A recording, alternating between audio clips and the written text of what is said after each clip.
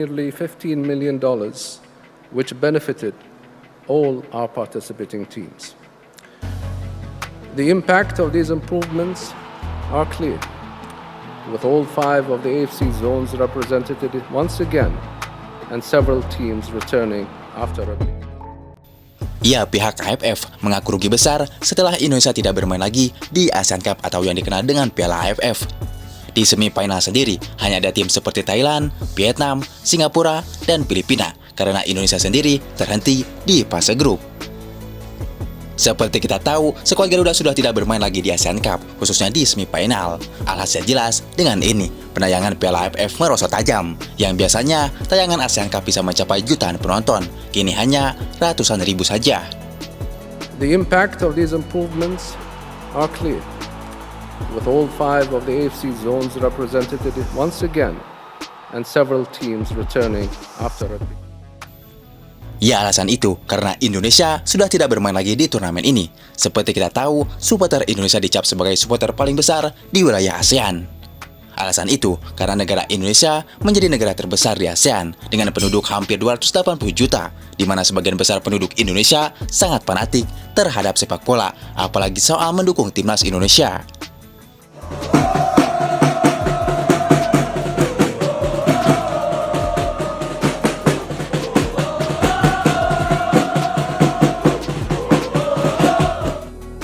Nah, sekarang 280 juta penduduk Indonesia sudah meninggalkan siaran AFF dan tak peduli lagi dengan turnamen AFF tersebut.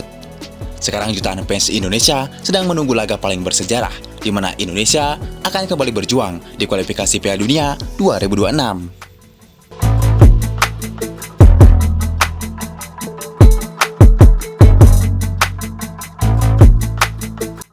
Ya, sejak Indonesia masuk kualifikasi Piala Dunia 2026, turnamen ASEAN Cup kali ini benar-benar kurang mendapat sorotan, apalagi Thailand juga mengikuti jejak Indonesia, di mana Raja AFF ini harus terhenti usai kalah 2-1 oleh timnas Filipina.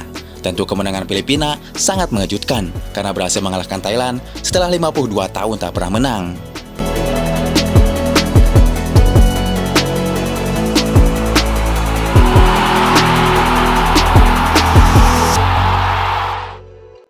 Di final nanti, Vietnam akan bertemu timnas Filipina. Namun banyak pengamat Asia mengutarakan bahwa final tersebut tidak akan seramai seperti Piala AFF sebelumnya. Apalagi Filipina tak punya basis supporter yang besar seperti Indonesia dan Thailand. Tentu, dipastikan rating final tersebut akan merosot tajam. Ya, di balik itu, meski kegagalan Sintayong di Piala AFF tidak bisa menutup fakta bahwa di era kepelatihannya lah, Indonesia bisa berbicara jauh lebih banyak di pentas Asia. Bahkan Indonesia bisa bermimpi lebih jauh untuk tampil di Piala Dunia. Ya, meski saat ini sepertinya kepercayaan sebagian besar pengamat sepak bola di Indonesia ke Sintayong mulai menurun. Tidak adil rasanya jika apa yang terjadi di AFF kemarin harus ada kata Sintayong untuk mundur. Ya, entah memang pengamat-pengamat ini tidak ngerti sepak bola atau memang entah benci dengan Sintayong. Mereka selalu berpikir negatif tentang Sintayong, baik saat menang apalagi kalah. Padahal yang ngerti dengan sepak bola saja selalu mendukung Indonesia.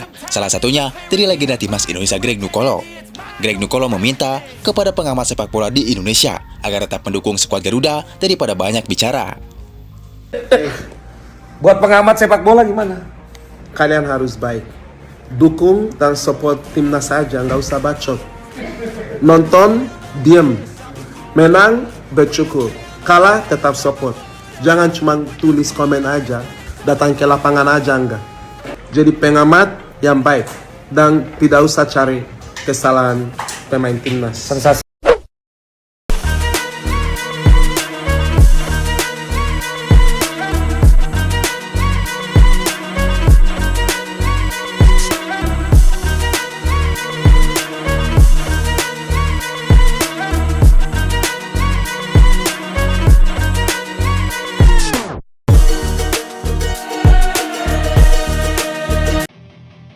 Ya, kekalahan di Piala AFF sampai detik ini masih berbuntut panjang. Bahkan sumpah, perkara gugur di Piala AFF nama Sintayong beneran dihajar kanan kiri oleh pihak-pihak tidak bertanggung jawab.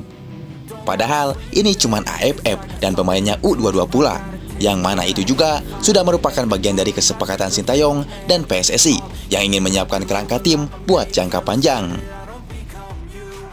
Nah, meskipun secara hasil belum maksimal, namun jika kita melihat dari sisi pandang yang lain, maka cukup banyak hikmah atau poin yang bisa kita dapat dari keputusan menurunkan tim muda di ajang ini. Jangan hanya ekspektasi kita yang terlalu tinggi, lalu menganggap kegagalan ini adalah akhir dari segalanya. Itulah yang disampaikan oleh legenda sepak bola yang pernah datang ke Indonesia. Ya, Carlos Puyol menganggap kalau progres timnas Indonesia ini sudah benar. Hanya saja masih ada beberapa aspek yang perlu ditingkatkan, sehingga di event lainnya nanti para pemain muda yang ada bisa belajar dari kegagalan ini. Karena jangan lupa kalau timnas Indonesia masih punya misi besar di balik gagalnya Indonesia di Piala AFF 2024. Ya, berkat kegagalan ini kita semua jadi tahu kalau ternyata emang banyak banget pihak yang ingin segala kondusivitas di timnas jadi terpecah belah. Terutama yang sudah pasti misi mengadu domba Pak Erik dengan Sintayong. Namun di luar itu, semua memang pada dasarnya kegagalan di Piala AFF ini tetap akan dievaluasi. Namun bukan berarti tiba-tiba main pecah Sintayong gitu saja. Ya, banyak pihak-pihak yang bilang siapa suruh memakai tim U22 main di AFF. Ya beginilah jadi tersingkir di Piala Asian Cup. Ya minimal sebelum berkomentar seperti tadi, ya telusuri dulu asal-muasalnya, baru kemudian ngasih statement atau pertanyaan seperti itu. Ya, soal siapa suruh pakai pemain muda itu kan sudah keputusan bersama, mulai dari PSSI, Sintayong, termasuk klub-klub Liga 1 yang hanya mengizinkan pemain mudanya yang diambil, mengingat Liga sendiri tidak diliburkan. Artinya apa? Ya memang turnamen ini tujuan utamanya adalah menyiapkan regenerasi tim Garuda untuk jangka panjang dan membuat fondasi di masa yang akan datang. Ya, itu juga yang disampaikan Pak Erik dalam wawancara terbarunya. Baru-baru ini memang kan kita mau coba tim muda yang memang usianya 20 tahun. Karena memang persiapan kita juga untuk jangka panjang, ujar Erick Thohir. Nah, meskipun dibilang gagal atau apapun itu, namun berbagai dukungan sejatinya terus mengalir, bahkan dari para legenda sepak bola dunia yang pernah berkunjung ke Indonesia, seperti Carlos Puyol, yang mengatakan jika sepak bola memang harus dimainkan dengan penuh dedikasi. Di mana seorang pemain benar-benar harus belajar gimana caranya menjadi pesepak bola yang memiliki visi, bukan hanya sekedar mengedepankan skill individu semata. Ya, seperti kita tahu, tak cuma legenda Spanyol ini yang memuji perkembangan sepak bola Indonesia. Melihat ke belakang waktu lalu, pelatih timnas Jepang, Hajime Moriyasu, memuji skuad Garuda di bawah asuhan pelatih Sintayong. Ya, menurut Hajime Moriyasu, timnas Indonesia berada di jalur yang benar. Pelatih Jepang ini juga memuji kerja keras Sintayong selama melatih Indonesia. Di mana waktu pertama kali datang ke Indonesia, Sintayong langsung memotong generasi. Bahkan Sintayong bisa dikatakan memulai dari minus ketika melatih para pemain Indonesia. Sintayong harus memperbaiki fisik para pemain. Belum lagi, para pemain tidak disiplin, mulai dari terlambatnya saat sesi latihan, hingga tidak bisa menjaga pola makan yang benar. Bahkan yang paling parah, Sintayong harus mengajari kembali passing yang benar, dan itulah kenapa Hajime Moriyasu menyebut Indonesia beruntung dilatih oleh Sintayong. Messi가 많이 안 뛰지만 왜 메시가 볼을 lagi 잘 banyak. 차는지 Tapi kenapa bisa dia jago main 왜 bola? 잘 찰 것 같아? Kenapa? 메시는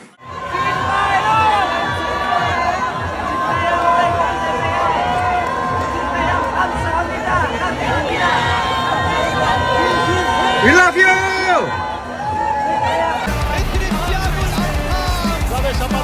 Aparece Messi, gol, gol, gol, gol. Aquí recoge el Hassel junto con Indonesia.